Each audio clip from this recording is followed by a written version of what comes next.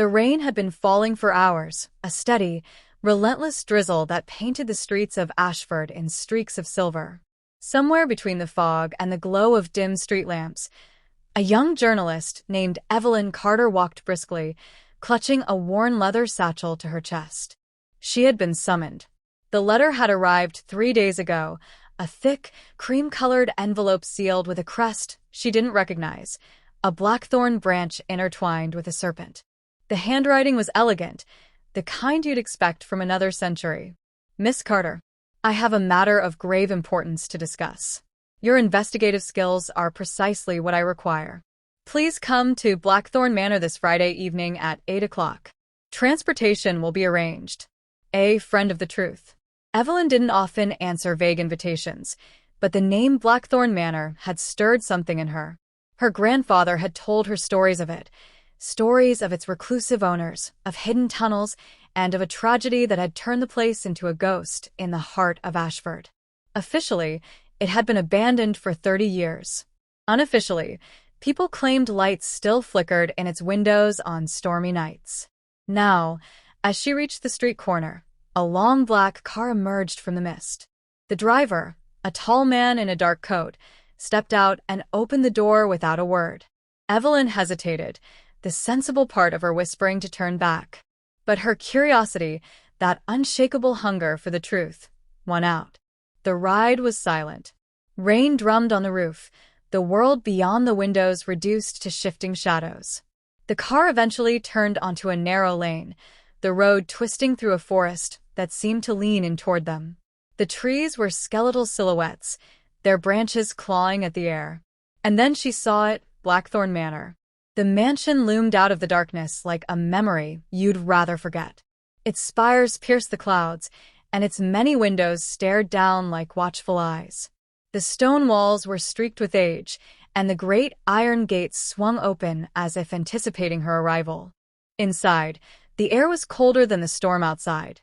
The entry hall was vast, lined with portraits whose painted eyes seemed to follow her. A grand staircase split in 2 directions, leading to shadows that swallowed the upper floors. The smell was a strange blend of dust and something faintly metallic. Miss Carter. The voice came from the landing above. A man descended the staircase, tall, pale, and dressed in a black suit that looked older than both of them combined. His eyes were sharp, calculating. I am Sebastian Blackthorn, he said. Thank you for coming on such short notice. Evelyn set down her satchel. Your letter was intriguing. You said you had a matter of grave importance. Sebastian's lips curved into something that might have been a smile, but didn't reach his eyes. Yes. I believe my family's death was no accident. Evelyn froze. Death. I thought the Blackthorn family simply moved away. That's the story they tell, Sebastian said, his voice low. But the truth is buried within these walls, and beneath them. I need you to find it. The firelight from the great hearth flickered over his face, and for a moment, Evelyn thought she saw something, not a shadow, but the absence of light, clinging to him. She decided to ask the question directly. Why me?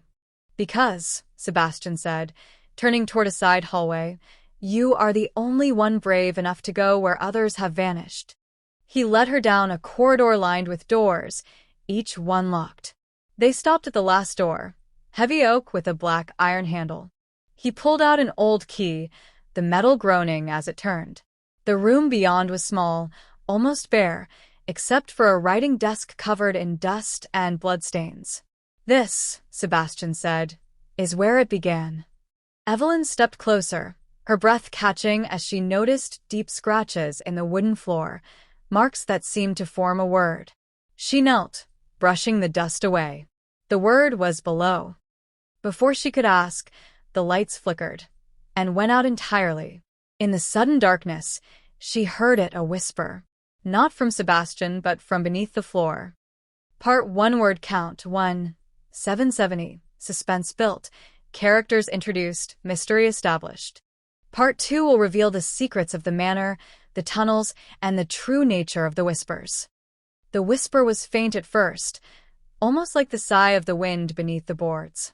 But Evelyn knew the sound of a human voice when she heard one. Her pulse quickened.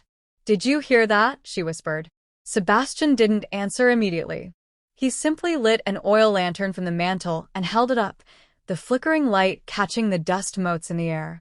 "I did," he said at last, his tone unreadable. "And that's why you're here." The shadows in the corners of the room seemed thicker now, heavier, as if they were listening. Sebastian crouched by the floorboards and slid aside a ragged carpet. Beneath it lay a trapdoor with a heavy rusted ring. Evelyn swallowed. "Below," she murmured, recalling the scratched word in the floor. "Exactly." He gripped the ring and pulled. The trapdoor groaned like a wounded animal, revealing a black void and the first rung of a ladder disappearing into the dark. The smell hit her immediately, damp earth, rot, and something old, something metallic. Blood, she realized. "After you," Sebastian said, gesturing to the ladder. Evelyn gave him a wary look, but began to climb down, the lantern light above shrinking as the darkness swallowed her. The air grew colder, the walls narrowing until she stepped onto packed earth. Sebastian followed, the trapdoor closing with a hollow thud above them.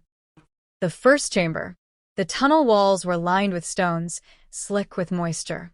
Roots dangled from the ceiling like skeletal fingers.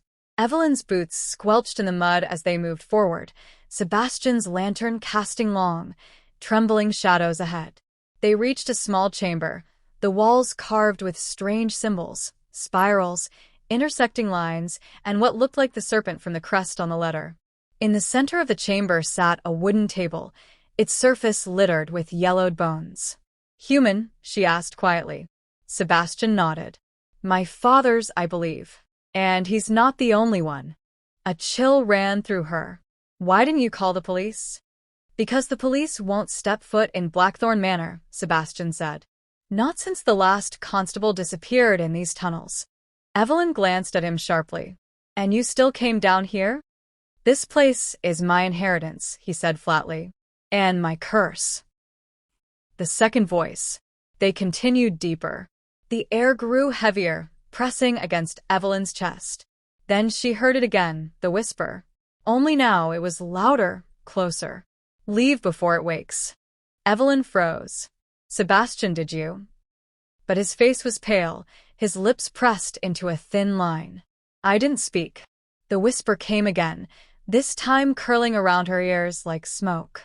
It was not one voice, it was many, layered together, hissing and murmuring in an ancient language she couldn't understand. They reached another door, this one made of iron, half buried in the earth. Sebastian fumbled with a ring of keys, finally finding the right one. The door creaked open to reveal a narrow staircase spiraling downward. The catacombs. The stairs led into a vast underground hall lined with shelves of skulls. Hundreds of empty sockets stared down at them. Candles burned between the skulls, though no one had been down here for decades, or so she'd thought. "This is where they rest," Sebastian said quietly. "All the Blackthorns who came before me." Evelyn's gaze swept over the room and stopped. One skull, unlike the others, had a fresh smear of blood along its brow. Before she could ask, a figure stepped from the shadows.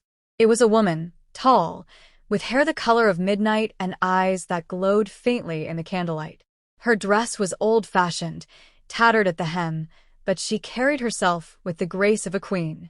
"You brought her," the woman said, her voice both soft and commanding. Sebastian lowered his gaze. "She's the only one who can help." Evelyn's throat tightened. "Who are you?" The woman smiled, though it was not warm. "I am Isolde Blackthorn, the last true mistress of this house. And I have been dead for 123 years. "The bargain." Evelyn stepped back, her mind racing. "If you're dead, then I am bound here," Isolde interrupted. "Bound to guard what lies beneath. But the seal is weakening. And when it breaks, the thing we locked away will crawl up into your world." Sebastian's voice was tense. "The serpent." Isolde nodded. "The Blackthorn Serpent. Not a creature of flesh, but of shadow. It feeds on the living, wears their voices, and becomes them." Evelyn shivered, remembering the whispers. It's already awake, isn't it? Awake, yes. Free, not yet. Isolde's eyes glowed brighter. But soon, unless you take my place. Evelyn's breath caught. Your place? To guard the seal, Isolde said. Forever. The final choice. Sebastian turned to her. I can't do it. My bloodline is too tainted. But you have no ties to this house. That's why I called you. Evelyn stared at him in disbelief. You didn't want me to investigate. You wanted me to sacrifice myself? The whispers grew louder, slithering along the walls. The candles flickered violently. Isolde stepped closer, her cold hand brushing Evelyn's cheek. Choose quickly. The serpent is coming. The ground shook. A sound like tearing cloth echoed through the catacombs, and from the farthest shadows, something began to emerge, a shape that shifted like smoke, with eyes like burning coals. Evelyn's heart pounded. She had two choices. 1. Step into Isolde's place and seal herself in the manor forever. 2. Run and let the world face whatever came next. Sebastian's eyes met hers, desperate. Please. Evelyn closed her eyes, took a deep breath, and stepped toward the seal. The serpent screamed, a sound like every voice she had ever known being torn apart, and the world went white. Epilogue. The next morning, the townsfolk of Ashford woke to find Blackthorn Manor silent once more. No lights in the windows. No whispers in the night. Sebastian was gone. So was Evelyn Carter.